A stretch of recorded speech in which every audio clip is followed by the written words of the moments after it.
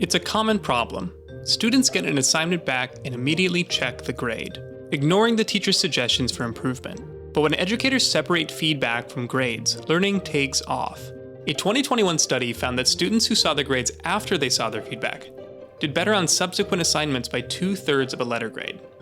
A through F and other summative grading systems do have value. They provide students and their families with a bird's eye view of academic achievement. But there are good reasons to rethink the frequency and timing of traditional grading regimens.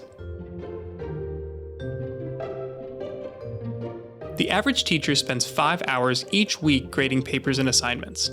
The time and energy spent grading is often a barrier to innovative teaching, according to 2017 research. That's time that could be better spent improving lessons, reflecting on student feedback, developing hands-on learning activities, or preparing thoughtful discussion questions.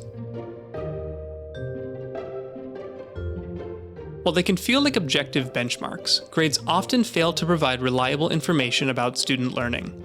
Research shows that educators unwittingly give higher grades to essays with good handwriting, associate being overweight with laziness and low academic potential, and tend to score students of color more harshly.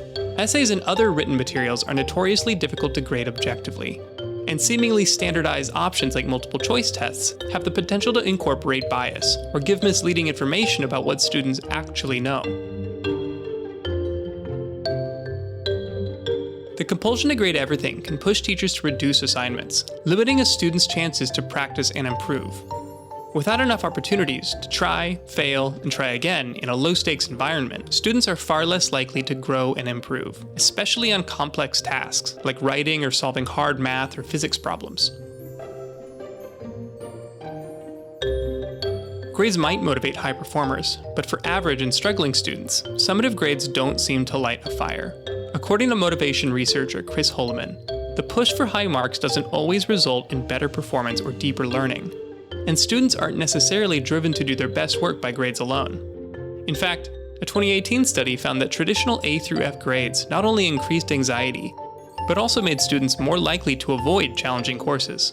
Some districts require proof of regular grading, but when you can, consider holding your letter grades until students have processed your feedback. Or try mixing in frequent ungraded assignments that include only verbal or written reflections.